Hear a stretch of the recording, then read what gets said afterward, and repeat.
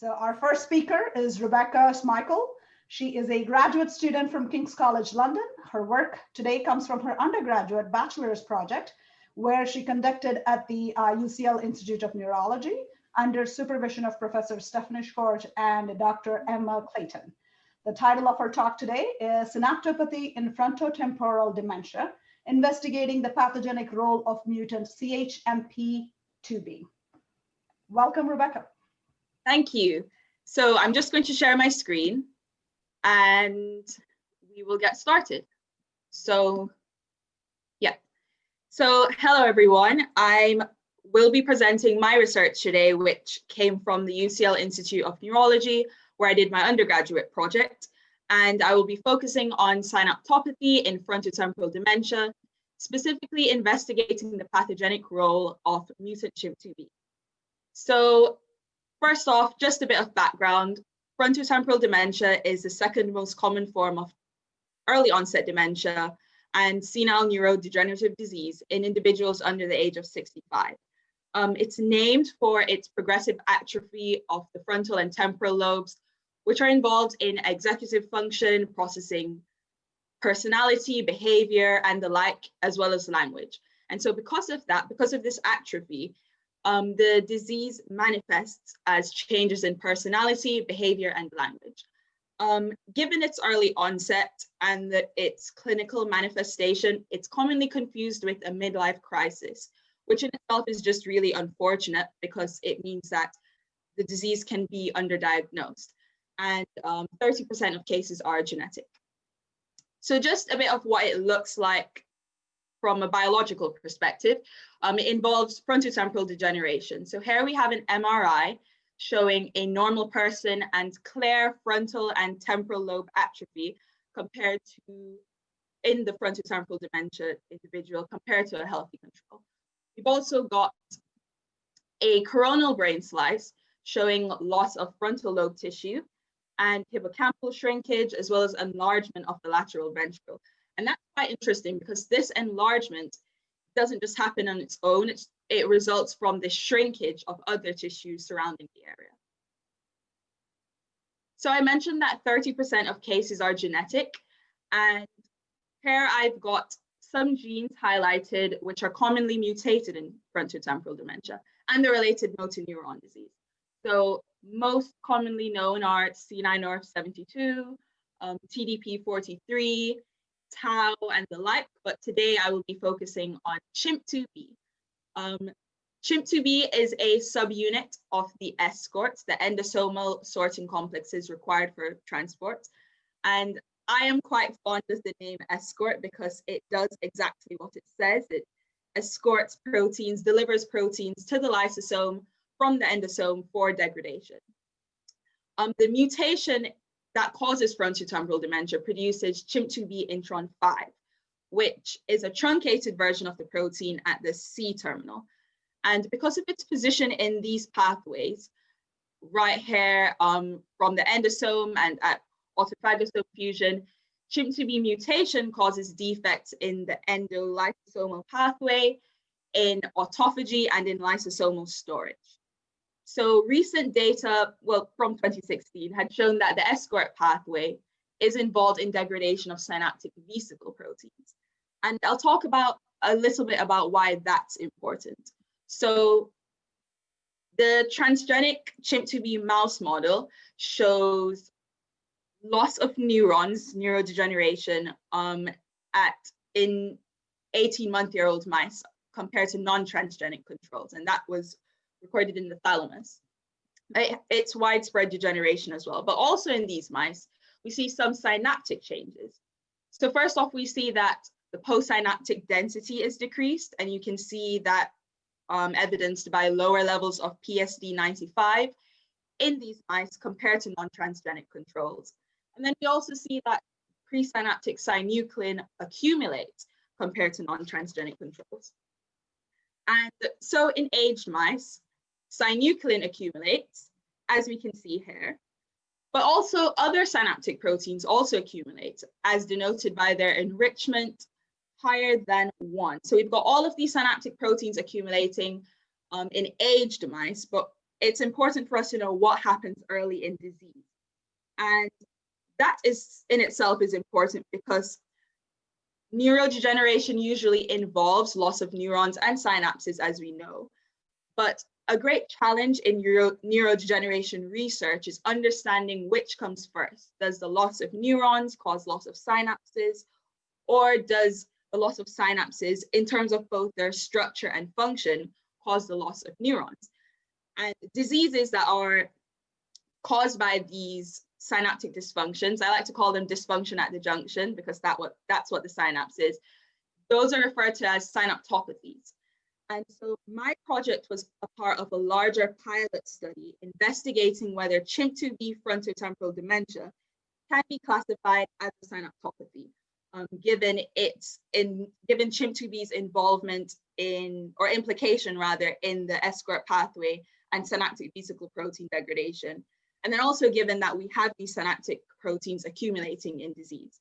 So I've had two aims for my project. Firstly, to investigate the subcellular localization of CHMP2B and TRON5, subcellular neuronal, that is, and then also examining the relative synaptic vesicle protein levels at early postnatal stages. We saw in aged mice, now we're looking at early postnatal stages, P1 mice. So first I asked, is CHMP2B localized to the presynaptic terminal? Because that's where the synaptic vesicle pool is, and that's where we would expect these interactions to take place. To investigate this, I cultured neurons from P1 mice, and these were just regular C57 black 6 mice, non-transgenic. And the reason why I had to do that was some technical issues with the antibodies. In short, the antibody that recognizes CHMP2B recognizes the epitope at the C terminal, which I previously said was truncated in disease. So I wasn't actually able to use an antibody to identify CHMP2B. Rather, I transfected these neurons with CHMP2B that was tagged, that was conjugated to GFP. That was wild type or mutant CHMP2B. Cultured these neurons, then did some IF microscopy. So for my first question, I found that wild type CHMP2B, as we can see in green, is distributed widely along the axon, and it actually co-localizes with SV2, which is a presynaptic marker. And we can also see that SV2 and CHMP2B seem to be making some interactions in that sense, just based on where they're localizing together.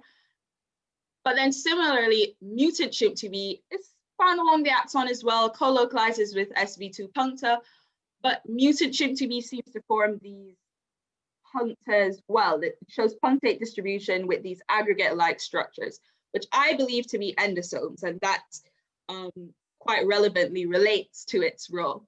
So yes, the answer to our question is yes, mutant CHMP2B is not sequestered away from the presynaptic terminal, and so it might have some involvement in interacting with synaptic vesicle proteins, specifically SV2 in this case. So then I asked, how does mutant CHMP2B affect accumulation or degradation of synaptic vesicle proteins early in disease? I started off quite differently this time. So because we weren't trying to identify CHMP2B in images, I just used a CHMP2B transgenic mouse model, cultured these neurons, and then treated these neurons with cyclohexamide, which actually allows you to inhibit protein synthesis and thus isolate protein levels related only to protein degradation. So I prepared these homogenates and then did a Western blot. I got an image of a gel hair. I couldn't find an image of a Western blot, but same techniques involved. So these are the blots that were produced.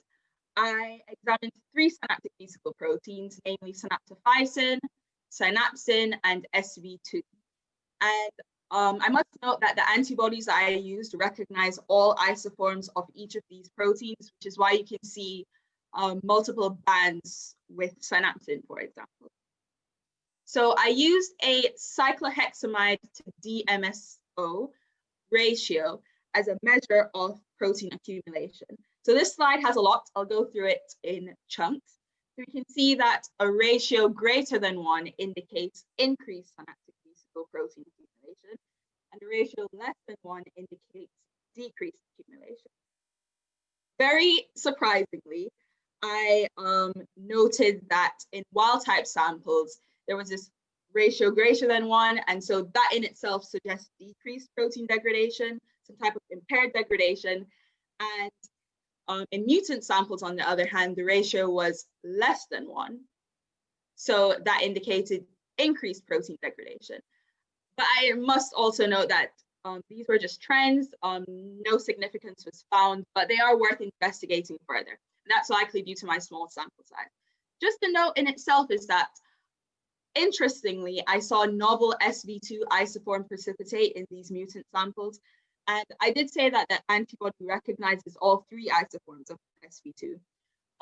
But based on just the way that SV2 might undergo some post-translational modification and just what isoforms actually appear in the gel, I wasn't able to delineate which one it was exactly. So I called them high molecular weights and low molecular weights just based on where they ended up in the gel.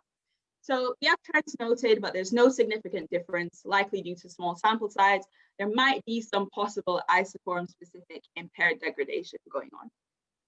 So what does this all mean? Well, I concluded that mutant CHMP2B, like its wild-type counterparts, is presynaptic, but its involvement in synaptic vesicle protein degradation was not established from the experiment. But I do think that the mutant CHMP2B aggregates I saw likely represent endosomes, and that will actually relate to its role. It's a part of the ESCRT pathway, so that makes sense.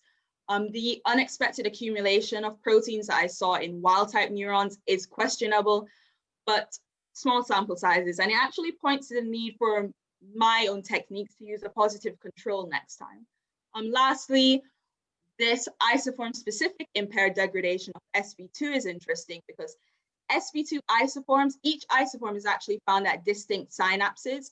So maybe CHMP2B is interacting at very particular synapses, and that might just broaden the way that we understand its pathogenic role in frontotemporal dementia. Lastly, there might be some disparity between transgenic and transfected samples.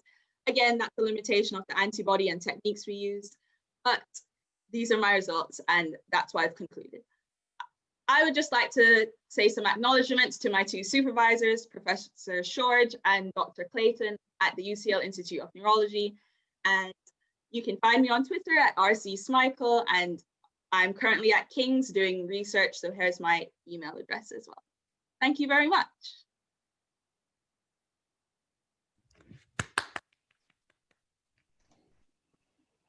Very nice. So does anybody have questions to start off for Rebekah? I have a few, so I think I'll wait a little bit, or perhaps give you guys a chance to think about the other questions. But one of the questions that I was curious about with your phenotype, and you sort of mentioned this at the end, you're talking about the dementia being something that's a middle age type of a phenotype, right? So do you think there is a what time point were these cultures done? So you are taking P1 cortical cultures, but are you actually aging them at some level to try to make it similar to the frontotemporal dementia phenotype here? Right, so that's a really good question. I didn't mention it before, but the transfections and treatment of the neurons were both done at 14 days in vitro. So it's hard to actually pinpoint where we can say the phenotype starts to manifest in humans compared to mice. But we did do this at 14 days in vitro. Cultured them at P1, 14 days is when we did all of these experiments. I see. Okay, very cool.